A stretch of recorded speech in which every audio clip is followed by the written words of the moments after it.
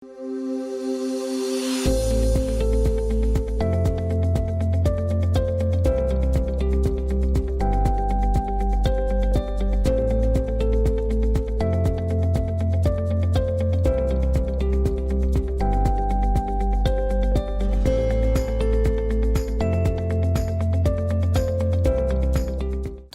ikaze kuri YouTube channel yacu Kubaho Neza. Ni Louise Nganyira. Mwese aho muri, abari mu Rwanda, abari hanze y'u Rwanda, tubahaye ikaze kandi tubifuriza kugira ibihe byiza ndetse no gutunganirwa muri gahunda zose murimo. Turizera yuko mumaze kutumenyera. Ni ibiganiro dukora bigamije gufasha buri muntu wese, yaba umuto yaba umukuru, kugira ubuzima bwiza, ubuzima bwirinda indwara, kugira ariko kandi urugo rwiza, urugo rutekanye, urugo rurimo amahoro kandi rurimo n'iterambere. Uyu munsi rero turi kumwe na Dr. Butoyi, akaba ari umuganga wazobereye mu bijyanye n'indwara z'ababyeyi, gufasha ababyeyi muri rusange. Uyu munsi agiye kutuganirira ku mpamvu zishobora gutuma couple itabyara cyangwa se abashakanye batabyara, aho usanga umugore rimwe na rimwe mu muco wacu iyo habayeho kutabyara ku bashakanye byitirirwa umugore, ugasanga rimwe na rimwe umugabo ashobora no kumuta akumva yuko kuba batabona umwana bituruka ku mugore. Nyamara siko bimeze, nk'uko Dr. Butoyi agiye kubigarukaho. Kuba abashakanye bagitegereje urubyaro, batarabona urubyaro, bishobora guterwa n'umugabo, bishobora guterwa n'umugore, bishobora guterwa na bombi. Reka tumwumve. Bwa mbere na mbere kenshi tuvuga ko hari ikibazo cyo kubyara iyo abashakanye babanye byibuze umwaka batari bashobora kubyara, mbese bashobora kubonana nibura kabiri mu cyumweru ntihagire inda ivamo. Icyo gihe tuvuga ko hari ikibazo. Iyo bamaze umwaka nta kintu giciyemo. Ubwo noneho iyo umwaka ushize abantu batabyara, iyo murebye wenda amakesi mugenda mwakira musuzuma, impamvu ziba zatewe n'umugore, ziba zituruka ku mugore, ziba zituruka ku mugabo, izo mpamvu zishobora gutuma umwaka ushira batabyaye neza, igihe batabonye umwana. Murakoze cyane. Impamvu akenshi nubwo mu muco wacu, ndavuga wo hasi w'Abanyarwanda, byose bijya ku mugore, ariko ahanini barabigabana. Impamvu nka 20% bibarirwa ku mugore, izindi 20% zikaba zabarirwa ku mugore, ku mugabo nako. Bose bakaba bahurira ku mpamvu 40% zisigaye, bakaba bazihuriraho mu buryo bwo kuba batabyara. Ubwo kuvuga ngo 40% buri wese bafite akabazo n'undi akabazo. Yego. Ni gakeya ushobora gusanga umwe yihariye akabazo, ariko bibaho. Ahanini navuga ko impamvu zitandukanye gato, haba ku mugabo cyangwa ku mugore. Ariko ahanini ku mugore hari impamvu zishobora guturuka ku burwayi runaka, izo twita za infection zatewe na za microbe. Ahanini hari uburwayi twita chlamydia. Chlamydiose, iyo ni microbe yitwa Chlamydia trachomatis. Ni indwara yandurira mu mibonano mpuzabitsina.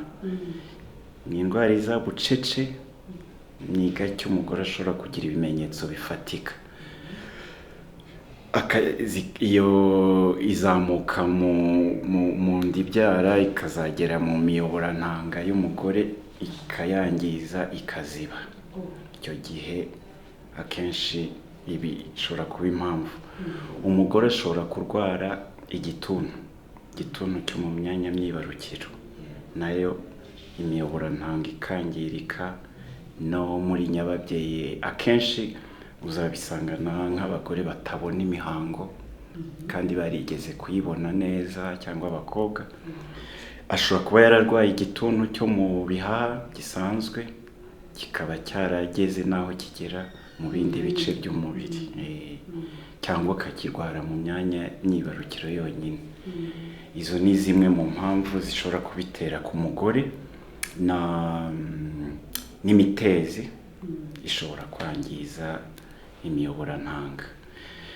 Izo ni za mikorobe zimwe zishobora kubitera ku mugore.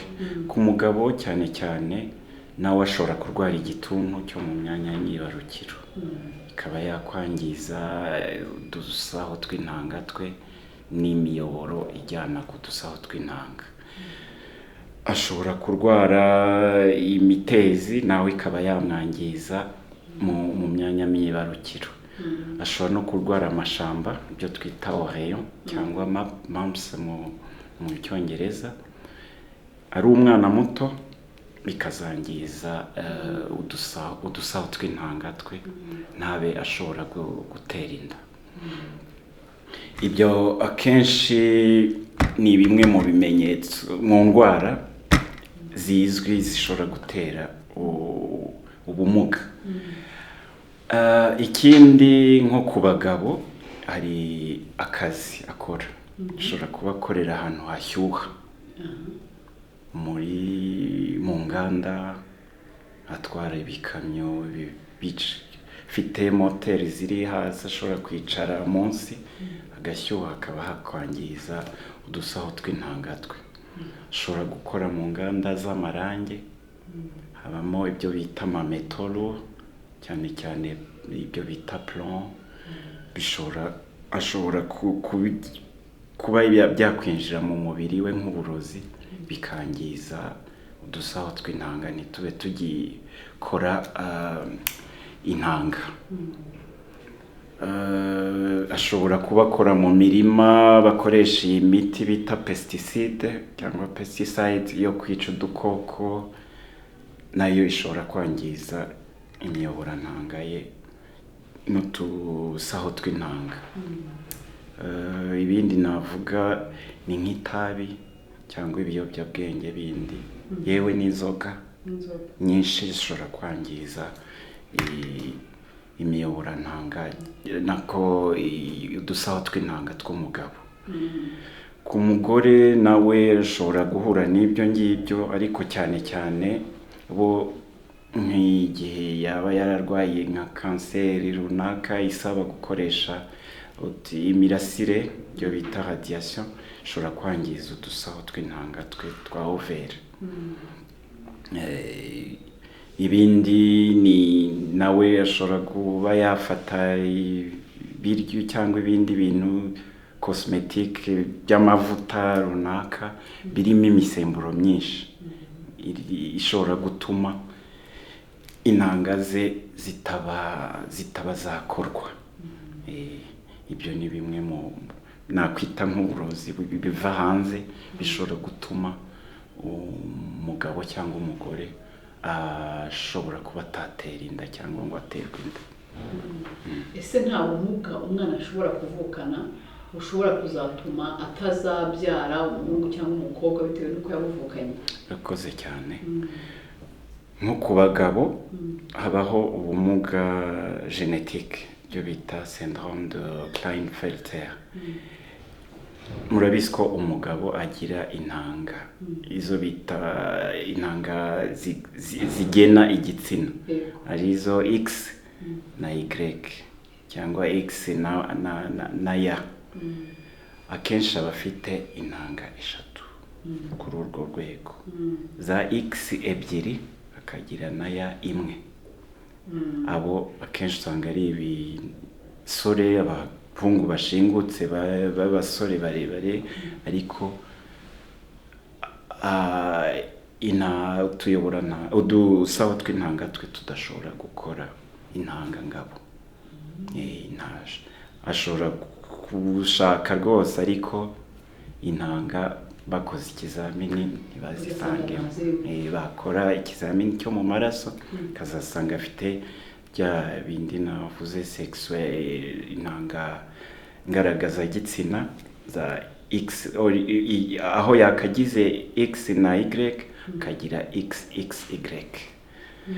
Yego, hari n'igihe agira ibyo bita microdeletion kuri ako gace bita Y, hari igice gisibika yavukanye, nabyo bigatuma atagira intanga nzima, ntashobore gutera inda, cyangwa akagira nyine ikibazo bita cryptorchidie, ashobora kugira udusaho tw'intanga testicule zitamanutse ngo zigere muri kariya gasaho kazo, bita scrotum. Niyo mpamvu tubwira ababyeyi kujya basuzuma abana babo b'abahungu iyo akiri muto, akumva ko harimo utuntu tubiri twamanutse, turiya dusaho tw'intanga testicule twose twamanutse, ko iyo dutinze mu nda hejuru bibaho mu gihe umwana akirimo kwirema mu nda, ibyo bita organogenese. Icyo gihe iyo tutamanutse bishobora gutuma nabwo twangirika ntazabyare. Ku mukobwa habaho ibyo twita avuka adafite nyababyeyi. Icyo gihe kenshi usanga ari umukobwa utarigeze ujya mu mihango na rimwe kuva yavuka, cyangwa akagira ariko akakura akagira amabere akaba inkumi, ariko wazakora ibizamini ecography ugasanga afite intuza utuzi, ntafite iterisi, afite udusaho tw'intanga gusa. Icyo gihe nawe ntabwo ashobora kubyara, uba ari ubumuga yavukanye, mbese keretse yagize Imana bakamuteramo nyababyeyi ivuye ku wundi muntu. N'ibyo bita nabyo ashobora kuvuka ariko umubiri we udashobora gukora imisemburo ya kigore, nabyo bibaho.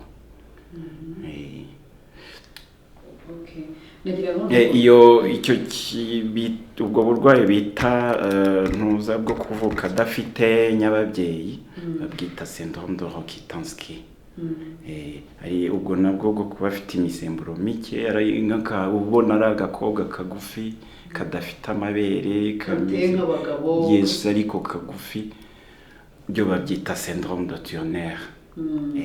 Nibyo bintu navuga ko umukobwa cyangwa umugabo ashobora kuvukana nk'ubumuga ntabe yashobora gutera inda. Ubwo rero bise nibaza ari ubwo bumuga umuntu avukana, ari izo za mikorobe yagiye yandura zikamukurira, cyangwa se ari ibyo yahuye nabyo, ari ibyo yanyweye, byose bigatuma agira ayo mahirwe make yo kuba adashobora gutera cyangwa se kubyara. Ni ibihe hano kwa muganga mushobora kubagana ari couple imaze umwaka, imaze imyaka 2 itegereje, ni hehe ni kuri uruhe rugero mushobora kubafasha bakabyara? Nk'ibyo navuze bya karemano, ahanini ntacyo tubikoraho, cyane ko biba ari mu mubiri we, ntacyo wabihinduraho. N'uwo mugabo ntabwo mushobora kumutera nk'imisemburo y'iki? Ntibishoboka, ntabwo bishoboka. Uwo mudamu mushobora kumushyira nk'iterisi? We byashoboka muri iyi myaka ko byagaragaye ko bashobora gushyiramo nyababyeyi mu mukobwa. Bayikuye ku muntu wapfuye bahuje amaraso, cyangwa akaba yanayimuha ari uwo mu muryango. Watanga impyiko ashobora kumwita, yego, akavuga ati jyewe sigikeneye naracuze, nimuyihe umukobwa wanjye, bakaba bayimuha ashobora gutwita. Ibi ahanini nk'ibyo bya infection, hari icyo nari nibagiwe kijyanye no kwa muganga, ibyo twita infertilité iatrogenique, dushobora kuba twateza cyangwa biturutse ku buvuzi yahawe.